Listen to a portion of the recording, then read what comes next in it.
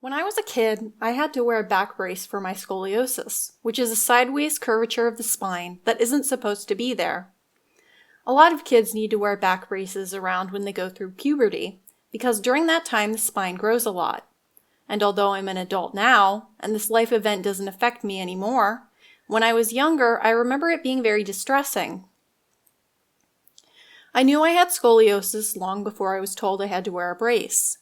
But when that call for treatment was made, I felt very scared and very alone. For the first time in my life, a health issue felt like a real threat to my safety. After all, my doctor said that if I didn't wear it as directed, I could need spinal surgery when I was older, and that's pretty serious. And the whole device looked so, well, medical and serious. I'll show you one of the ones I wore as a kid now. I needed more than one since I grew out of the first one. If you got told you have to wear a back brace, yours might look a bit like this. This is my younger sibling. As you can see, they're very active and always have been. They had to wear a brace too when we were younger. So we're going to talk a little bit about what that was like for us together. So what's your name? What should we call you? My name is Ed. How old are you, if you're comfortable sharing? I'm 21. And how old were you when your scoliosis was discovered? I think I was in first grade, maybe like 6 or 7. I was a little older than Ed when mine was found, if I recall correctly, and both of us had to start wearing a brace when we were about 12, respectively. Have you had surgery for your back? No. I haven't had surgery either. What was wearing a back brace like? I feel like it didn't do much. The main things it affected were just bending over and what temperature I was. For me, the worst part about wearing a back brace was that I had to sleep in it. I already had a problem with nightmares and restless sleep, so sleeping in what felt like a corset made it worse.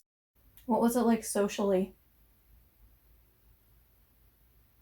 It didn't affect me socially.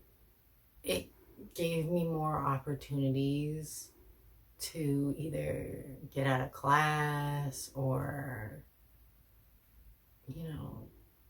be weird with it. So it made me it either drew attention to me, which I didn't mind and usually utilized it in a way to make it like fun, or it made it so that people wanted to hang out with me. So I don't know if wearing a back brace affected me socially or not.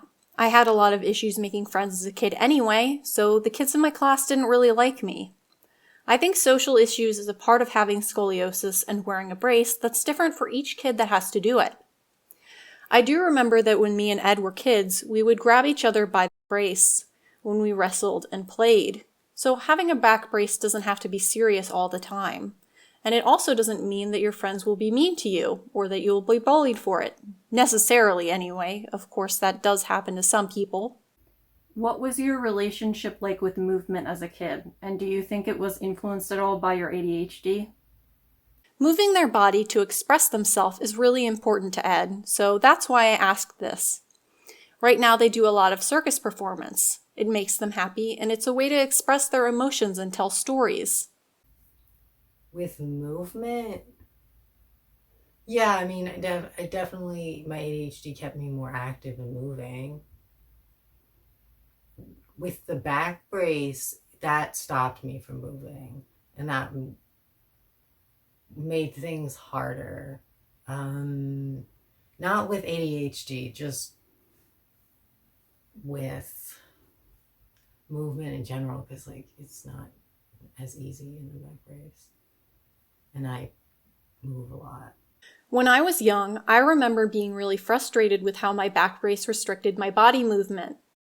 I wiggle and move around a lot because of my ADHD, and the back brace made it awkward and clunky. Not to mention it sometimes set off my sensory processing issues. How has your back made movement and circus difficult for you? And do you want to talk a little bit about what you do with that? It's made circus a lot more difficult because I can't round my back forward. That's not exactly due to the scoliosis. That's more to do with the back brace.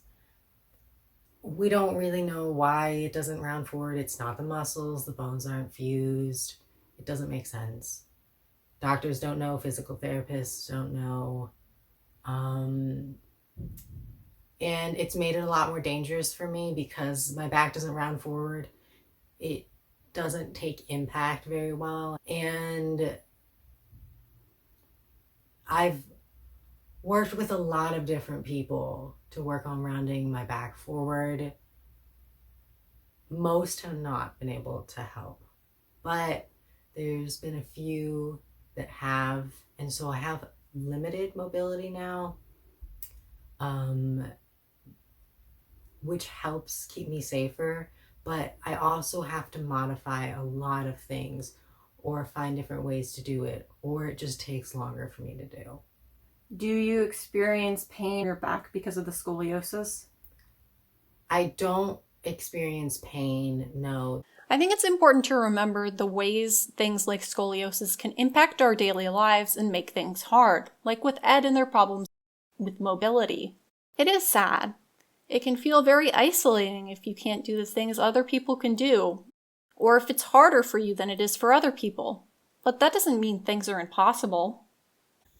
What would you say to a kid watching this who just got diagnosed with scoliosis or recommended to wear a back brace? But it's not that bad. It'll be okay. I mean, it all takes time and you learning how to figure stuff out on the way you want. You just have to do things the way you want and the way you're comfortable with it.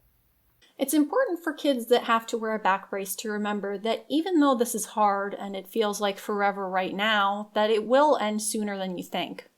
And both me and Ed think it wasn't as scary as we thought it would be at first. If you know somebody that has to wear a back brace, be nice to them. They're a normal kid just like any other, and they aren't scary to talk to. They can make a great friend just like anyone else. And if you're a kid with idiopathic scoliosis or who wears a back brace and wants to talk to kids like you or ask me questions, feel free to do so in the comments below. But be sure not to give out personal information like your real name or where you live. I'll moderate the comments to keep everyone comfortable if YouTube lets me keep them on, since I think the majority of you will be over 13, and that's how old you have to be to have a YouTube account. Is there anything you want to promote? Social medias, upcoming performances? Oh, about me. Yeah. Yeah, I guess I'll just put in my Instagram because that's what I use the most, which is, it's at Roth13579. Okay. Well, thank you for talking with me, and hopefully this can be helpful to somebody out there. Thank you everybody for listening, and have a nice day.